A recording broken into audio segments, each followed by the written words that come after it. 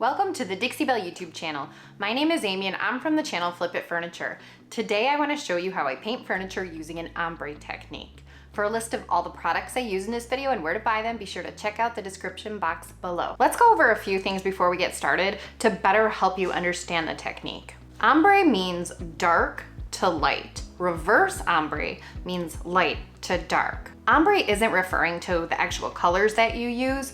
It's only referring to like the shade going from dark to light. So that means you can use any colors you want as long as they're going from dark to light. And a quick history, ombre has been around forever, but it just blew up in popularity during the 2008 recession in the hair industry when women couldn't really afford to go get their roots touched up as often. Here's a few visual examples of what we're trying to achieve.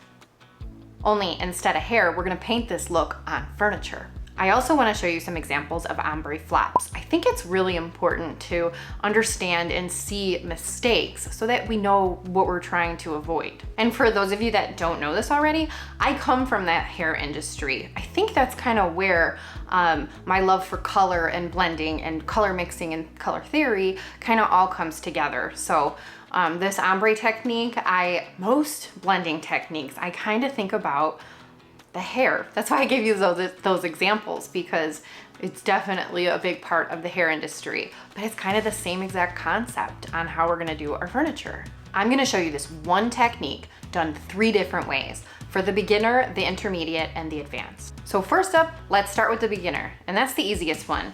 We're going to do 2 colors in the same color family. And the colors I'll be using for this are Dixie Belle's Chalk Mineral Paint in the Gulf and Mermaid Tail. I already have this piece prepped and primed and ready to go, so we're just gonna do the demonstration today. For this color combo, I'm starting with the darker color at the bottom, and then I'm gonna use the lighter color at the top, and then I'll blend them in the middle. Now you could also flip that around and you can do lighter on the bottom and darker on the top. It depends on, your personal preference for this. This color combination is perfect for a beginner. Using colors that are in the same color family, that are close in color, they're really great for practicing. If you do a couple of these, you can move on to the next level. Now with the mermaid tail, I'm gonna go about halfway up the nightstand, and then I'm gonna start adding the gulf. And then when I add the gulf, I'm gonna start from the top. I make sure that I spray the gulf with water because I don't want it to dry. I still want it to be wet by the time I work my way down. But I start at the top for this because if I had just added the gulf right after the mermaid tail color, by the time I work my way to the top, it's gonna be dry. So I'm not really gonna touch the top of that. That's why I'll just meet the colors straight in the middle. And what I do here is I bring the lighter color down. So I'm bringing the gulf right down into mermaid tail. And because these are in the same color family, look at already how easily they're blending. Now I wiped my brush off because I don't want there to be too much mermaid tail on there right now. I want to keep it as in the gulf. So I'm going to add a little bit more of the gulf, and I'm going to keep bringing it down. One thing I see is people are afraid to bring the colors, deep into each other. They stop blending at a certain point, maybe a couple inches into each other, where if you bring it all the way down, you're gonna have a more seamless blend. If you take anything away from this demonstration, that is like a key point. That is my key tip for blending. When I'm blending 2 colors in the same color family, I usually go back and forth with my hand. And I know for blending, you would go up and down, but I don't do that at first. I like to mix my colors together and go back and forth and just bring them into each other. You're just marrying them together at first. So now I need to bring mermaid tail up a little bit. And I'm on the bottom, on the legs and this little band, it's only gonna be mermaid tail. So I'm gonna start bringing a little bit more mermaid tail up so that you could still see the darkness at the bottom. I usually add 2 coats, so this is still my first coat.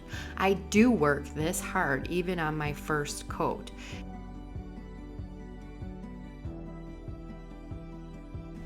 Now when I have both of my colors on and I'm pretty happy with the blend, I take a dry brush, a brush that is just completely dry, and I blend my colors together with this dry brush.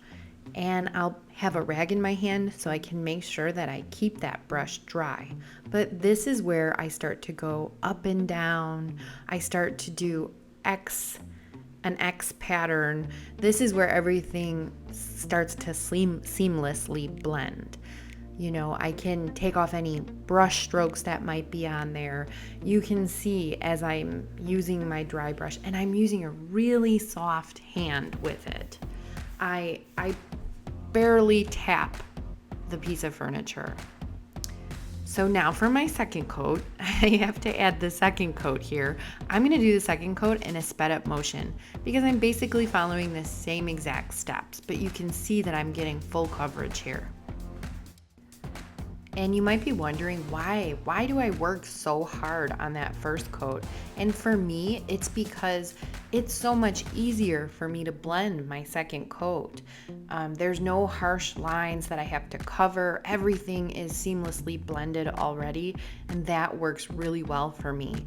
I've also practiced now, right beforehand. So I know that maybe I want to bring mermaid tail up a little bit more, or maybe I want to bring the gulf down a little bit more. Being able to visually, right in front of me, see the results lets me know what corrections I want to make with that second blend.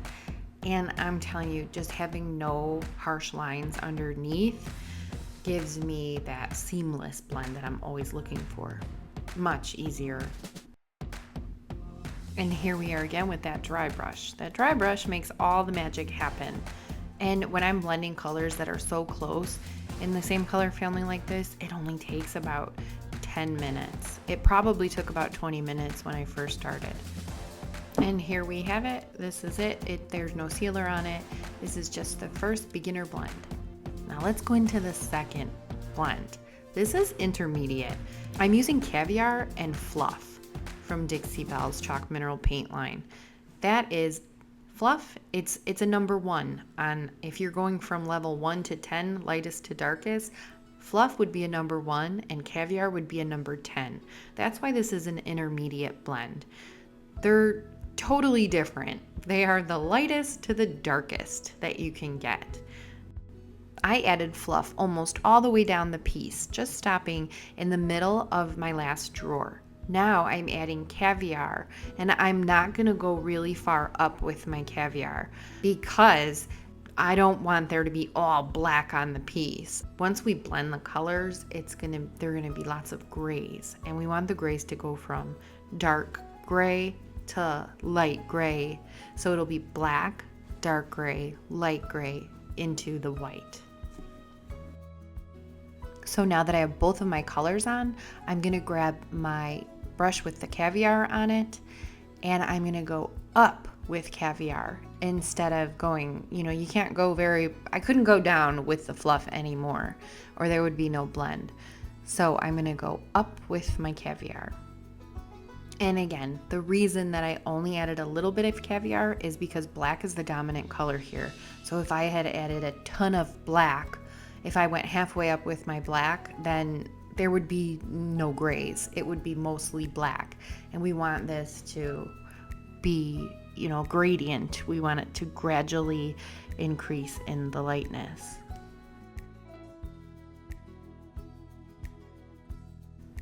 And once again, I'm just going back and forth to mix those colors together, adding a little bit, tiny bits of Caviar where I think that I want it to be a little bit darker.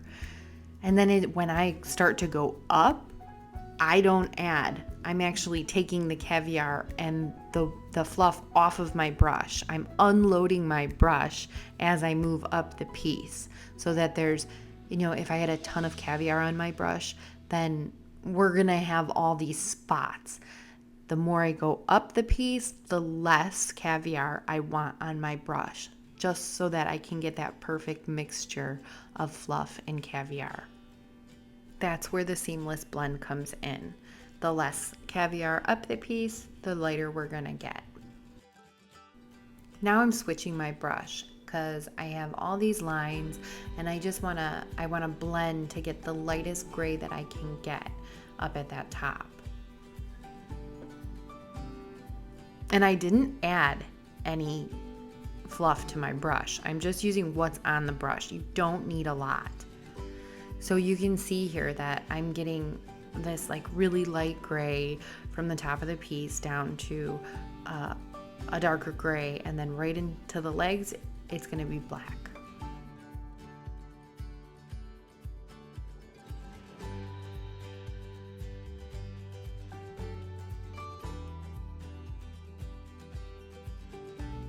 And then once I like the mixture of my colors and the shades that I've created, then I take my dry brush and I start to blend, going back and forth, up and down, doing some crisscrosses, and I'm feathering it as if it were a feather. I'm touching it super lightly.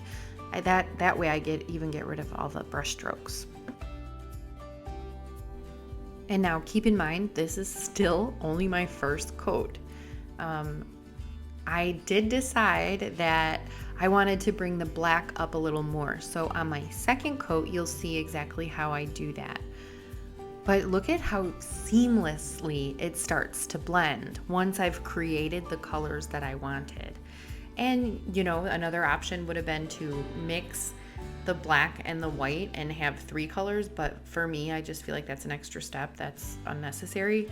So just mixing the colors while it's on the piece it's pretty easy. That's the easy part for me. And then blending them with the dry brush. So here's what we have when it's all dry on my first coat. And now I'm gonna do it again. I sped it up for you, and I'm gonna add my second coat the same exact way, except for I'm bringing some of that black up just a little bit. Now it looks like I'm just covering up my first blend, but in actuality, when I'm using my water mister, this is a thin coat of fluff, so you can see that first coat right through.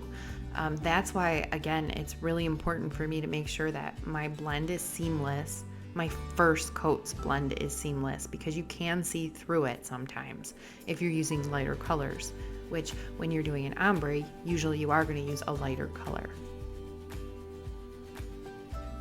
So here we are. I went up a little bit further on that last drawer with my caviar. And now I'm grabbing the caviar brush and I'm gonna bring it up again. We're just mixing the colors here with my brushes. And I use mostly the caviar brush because I don't wanna mess up the white brush, because it's way harder to get the black paint off of the white. So my dominant brush here will be caviar.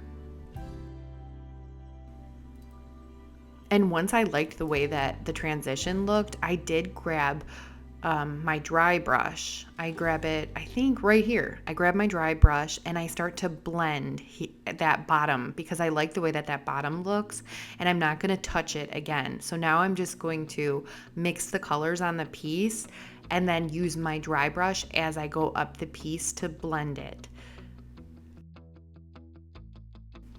And I add a little bit more caviar where I think it needs it. On the sides of the drawers, there's a little crease. You know, I'm going to add a little caviar to make sure I have that all covered. And just even out the colors. Make sure. And then here, I'm going to show you how I actually blend it, because it looks really messy. But I brought you in close here so you can see how easily that dry brush just blends it all together. And I'm going in diagonal direction now, up and down, diagonal, crisscross, just blending it. But I'm not rubbing that dry brush on there. And I have a rag in my other hand where I'm constantly cleaning the brush. So here is an ombre from the lightest number 1 to the darkest number 10. Our next one, and this is the advanced, is going to be a 3-color blend. This is aubergine, and then we have antebellum blue, and then it'll be secret path. Now I'm adding my dark purple, my darkest color, to the bottom. I just like the way that it looks when the darker's at the bottom. I'm going through the mid drawer, and then I'm gonna add my second color, which is only about 1 shade lighter than the aubergine. In the can, you know, I don't know why. I was thinking it was like 2 shades lighter, but really antebellum blue is only about 1 shade lighter than aubergine. So I add the 2 colors separately. I didn't just add aubergine and then blend it into the antebellum blue. I added aubergine, then antebellum blue, and now I'm about to blend. I mix them together using the darker color and going up the piece. And that's kind of what I'm gonna do for this blend, for the 3-color blend. Go up the piece with my blend. This technique with the 3 different colors is actually super easy for me. The only reason I consider it advanced, and here's the great tip, is because it all depends on the colors you're using. If you use colors that mix well together, it's gonna be really simple. But if you don't, if you start like mixing complementary colors, you're gonna get nasty browns. You know, complementary colors are let's say there's 3 of them. Purple and yellow, I remember them like this. Purple and yellow is Easter. It's green and red, which is Christmas. And then we have blue and orange, which are Chicago Bears. That's how I remember them. If you mix those colors together, you're gonna have brown. So you have to be very careful with the colors that you're choosing. If you choose colors that are next to each other in the color wheel, you're gonna have a way more beautiful blend, like purples and blues. You know, just be mindful of that.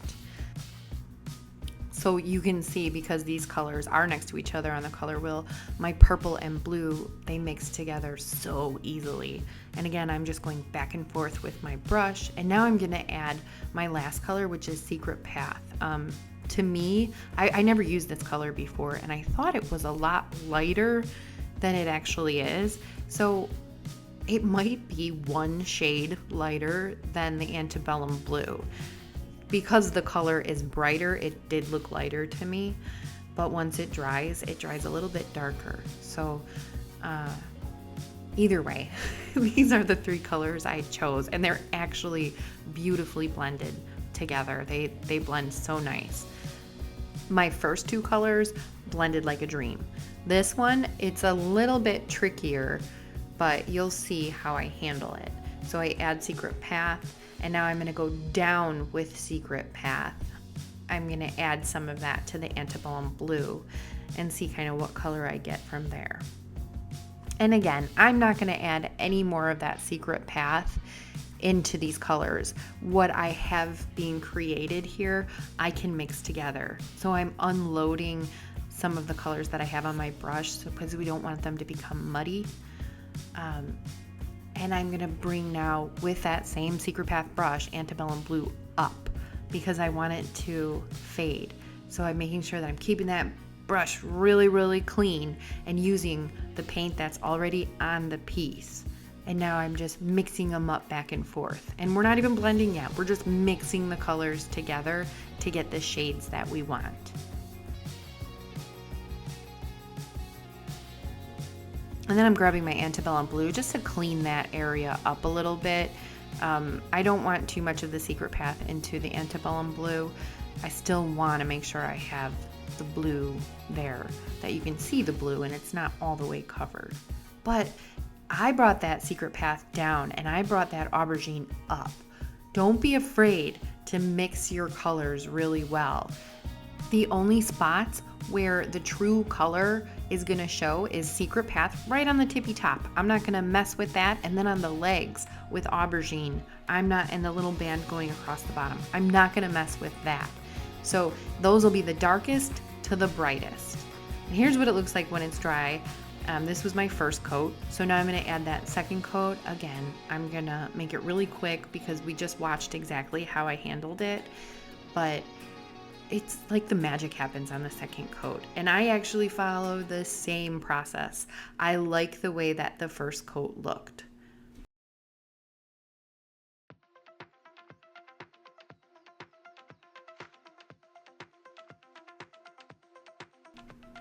So I'm not afraid to bring my antebellum blue all the way down, and I'm not afraid to bring my aubergine all the way up, because they need to be mixed or we won't have a seamless blend. It'll look like harsh lines.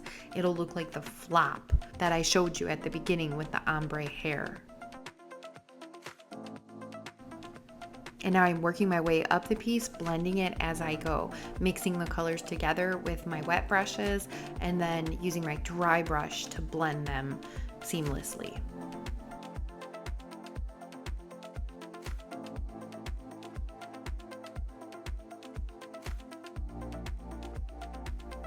The 3-color blend is one of my absolute favorites. For me, it's not as hard as the 2-color going from dark to light. But I think for this demonstration, I really had to emphasize that, doing 3 colors that don't go together is really, really hard. Like, it is so hard to not get muddy colors. So that's why I put this in as number 3, the hardest. But if you find 3 colors that blend together beautifully, it's actually not that bad. I would say going from the lightest to the darkest is actually harder. And here it is all finished. I had to put a sealer on it because I thought this color combo was so pretty. It does have the satin sealer on it just to bring out those colors. I hope you enjoyed this video. I hope there were some helpful tips for you. I will see you next time with another furniture makeover. Bye.